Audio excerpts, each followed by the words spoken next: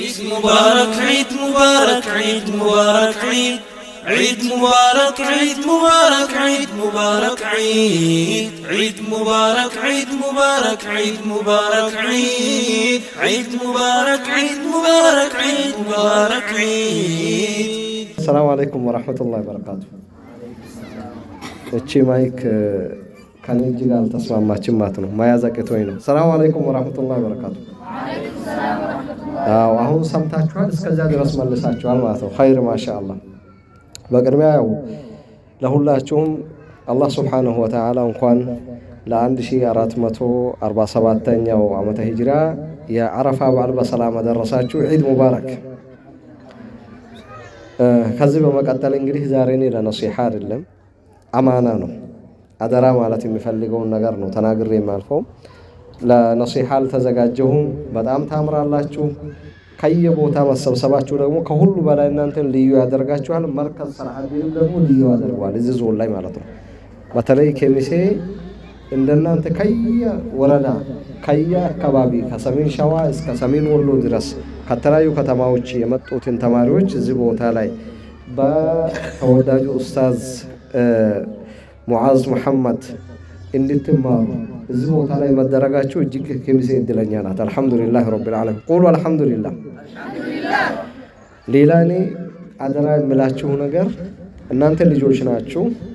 በደንብ ከሰራችሁ፣ በደንብ ከቀራችሁ፣ ከለፋችሁ ውጤት ላይ ትደርሳላችሁ። እንዳትጠራጠሩ። ነገ ትልልቅ ቃሪዎች ትሆናላችሁ። እንደ ማንኛውም ቃሪ በዓለም አቀፍ ደረጃ ታዋቂ የሆኑ ኡስታዞችን መተካት ትችላላችሁ።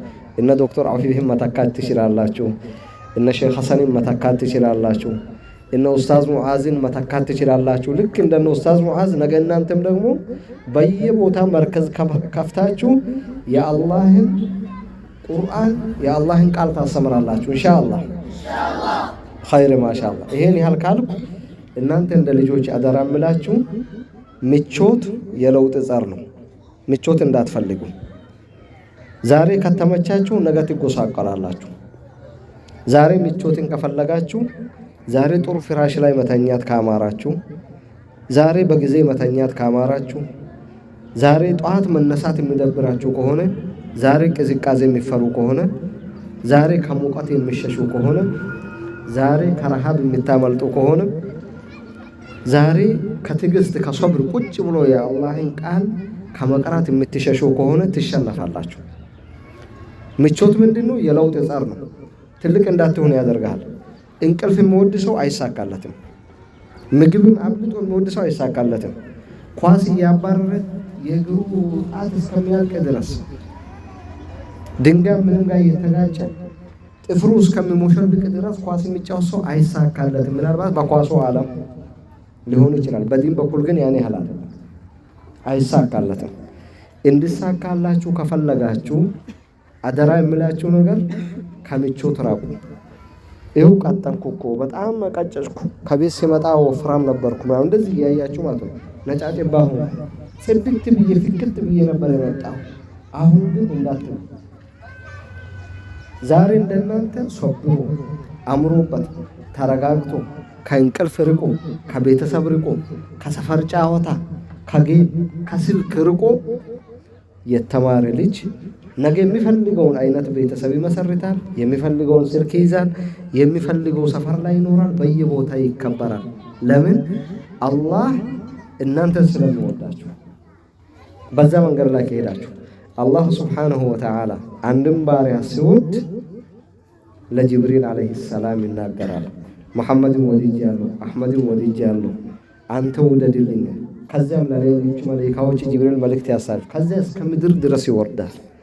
አትጣሉ፣ ማንም ሰው ይወዳቸዋል። የዲን ጠላት ካልሆኑ በስተቀር የአላህ ወዳጆች፣ የነቢዩ ወዳጆች፣ የሰሓባ ወዳጆች፣ የዲን ወዳጆች ሁልጊዜ ይወዷቸዋል። እናንተ እድለኞች ናቸው። አላሁ አክበር። አላህ እንዲወዳችሁ ትፈልጋላችሁ አይደል? አላህ እንዲወደው የሚፈልግ እንጂ እንደዚህ ባረከ አውርዱ ባረከላሁ ፊኩም። ስለዚህ አላህ ምን ይፈልጋል ከእናንተ ማለት ነው?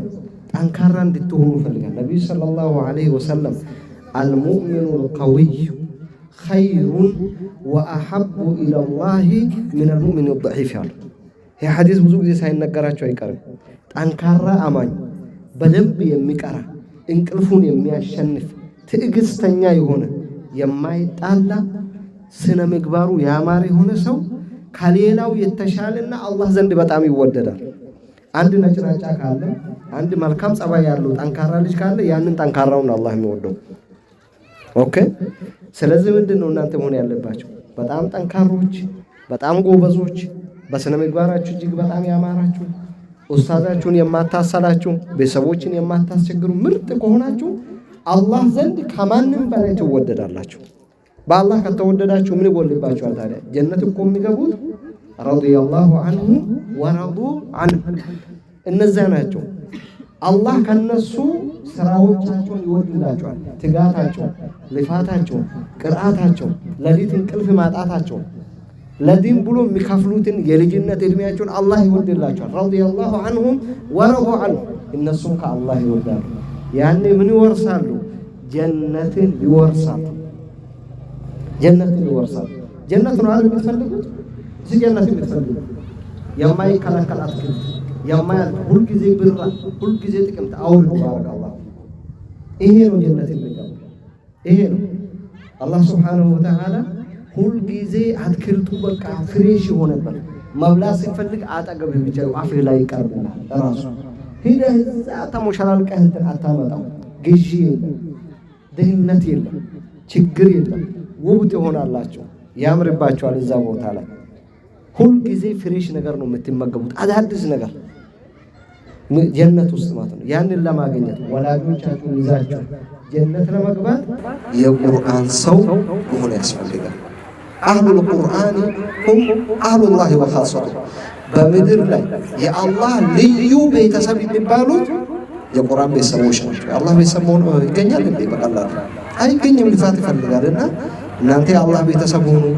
አላህ የሰጣችሁን ኒዕማ ውደዱ፣ ቁርአንን ውደዱ፣ ነቢዩን ውደዱ፣ አላህን በደንብ አድርጋችሁ ውደዱ፣ ዲንን ኢስላም ውደዱ። ከዛ አላህ ይወዳችኋል።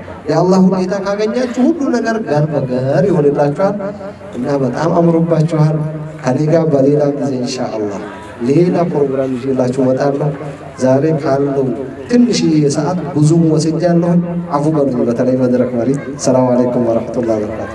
عيد مبارك عيد مبارك عيد مبارك عيد عيد مبارك عيد مبارك عيد مبارك عيد عيد مبارك عيد مبارك عيد مبارك عيد عيد مبارك عيد مبارك عيد مبارك عيد.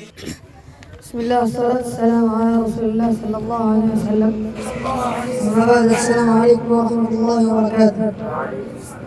من يمتعكم مركز صلاح الدين الأيوبي إنما يمنع رحلة الإسلام من الشباب والأسفل والملك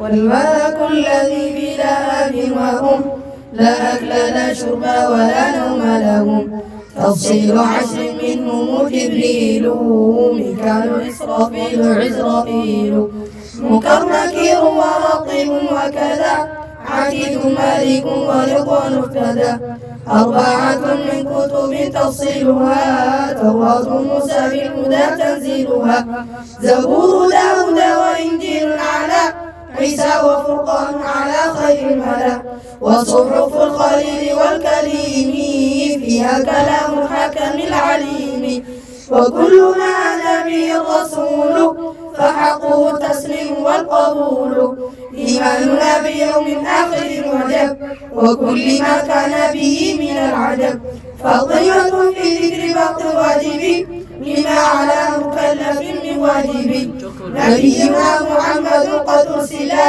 للعالمين رحمة وفضلا أبوه عبد الله عبد المطلب وهاشم عبد مناف ينتصر وأمه أمينة الذرية أرضعته حليمة السعدية مولده بمكة الأمينة وفاته بطيبة المدينة أتم قبل الوحي 40 وعمره قد جاوز 60 وسبعة أولاده فمنهم 3 من الذكور تفهم قاسم عبد الله وهو طيب وظاهر بدين لا يلقب أتاه إبراهيم من سرية فأمه مرية القبطية وغير إبراهيم من خديجة هم 6 فخذ بهم وليدا و4 من الإناث تذكر رضوان ربي للجميع يذكر فاطمة الزهراء بعدها علي وكهما السلطان فضل جلي